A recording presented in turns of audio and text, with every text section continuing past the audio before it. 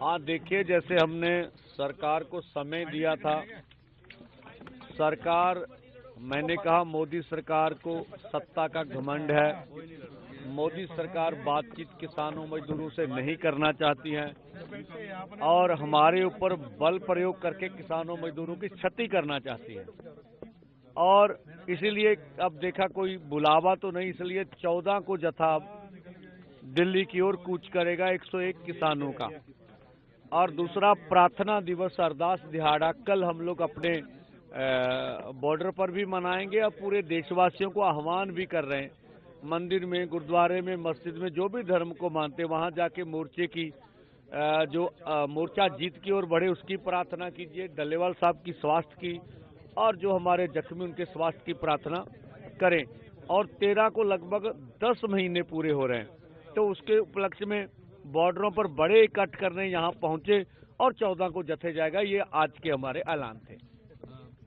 Haryana police ने उन record कहा है कि जो जत्था में लोग आते हैं उनके पास मैंने हथियार देखा है, इस पे आप क्या कहेंगे? नहीं देखिए, सारी प्रेस सामने होती है। अगर उनको कोई हथियार नजर आता, पहले तो डीसी अम्बाला कहते थे मारू हथियार इनके पास। अगर आपकी टीम को कोई मारू हथियार दिखा हो तो आप बता दें। तो इस तरह का आरोप हमारे ऊपर पहली बार नहीं लग रहा, पहले भी लगता रहा। इनके मंत्री हमें तालिबान बोलते रहे हैं, इनके मंत्री हमें बोलते भी ये किसानों का मखौटा है, इनके मंत्री हमें खालिस्तानी बोलते, पत्रकारों को भी खालिस्तानी बोल देते हैं। तो इस तरह के आरोप राजनीति में हमारे ऊपर पहले भी लगते रहे, अब भी लगाएंगे। पीएम का दौरा हरियाणा में हुआ, कुछ उम्मीद था आपको कि कुछ बात करेंगे आपके लिए, किसानों के लिए? नहीं देखिए, प्रधानमंत्री, देश के प्रधानमंत्री, जब इतना बड़ा आंदोलन चल रहा है, यहाँ इतना बड़ा क्राइसिस है, किसान मजदूर पूरे देश में, उनको एमएसपी का लीगल गारंटी कानून नहीं मिल रहा, उनकी फसलें भाव पर बिक नहीं रही, उन्हें किसानों पर बोलना चाहिए था। यही सबसे बड़ी प्रधानमंत्री की घबराहट है कि वो किसानों के मुद्दों पर एक शब्द नहीं बोल रहे, डरते हैं बोलने से। अगर उन्होंने कोई खेती के लिए कुछ किया तो उनको आगे आके बोलना चाहिए। तो ये इससे निराशा हुई पूरे देशवासियों को। हरियाणा कृषि प्रधान स्टेट है, वहाँ के किसानों के लिए कुछ बोला नहीं। हाँ देखिए, जैसे हमने सरकार को समय दिया था, सरकार, मैंने कहा मोदी सरकार को सत्ता का घमंड है। मोदी सरकार बातचीत किसानों मजदूरों से नहीं करना चाहती है और हमारे ऊपर बल प्रयोग करके किसानों मजदूरों की क्षति करना चाहती है। और इसीलिए अब देखा कोई बुलावा तो नहीं, इसलिए 14 को जत्था दिल्ली की ओर कूच करेगा 101 किसानों का। और दूसरा, प्रार्थना दिवस, अरदास दिहाड़ा कल हम लोग अपने बॉर्डर पर भी मनाएंगे और पूरे देशवासियों को आह्वान भी कर रहे हैं।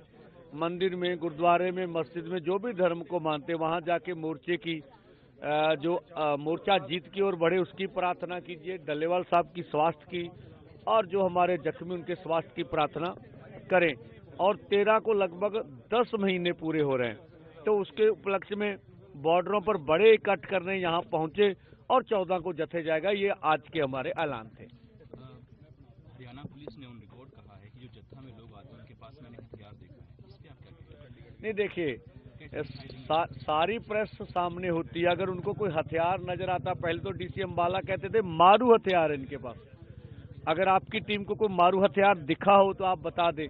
तो इस तरह का आरोप हमारे ऊपर पहली बार नहीं लग रहा, पहले भी लगता रहा। इनके मंत्री हमें तालिबान बोलते रहे हैं, इनके मंत्री हमें बोलते भी ये किसानों का मखौटा है, इनके मंत्री हमें खालिस्तानी बोलते, पत्रकारों को भी खालिस्तानी बोल देते हैं।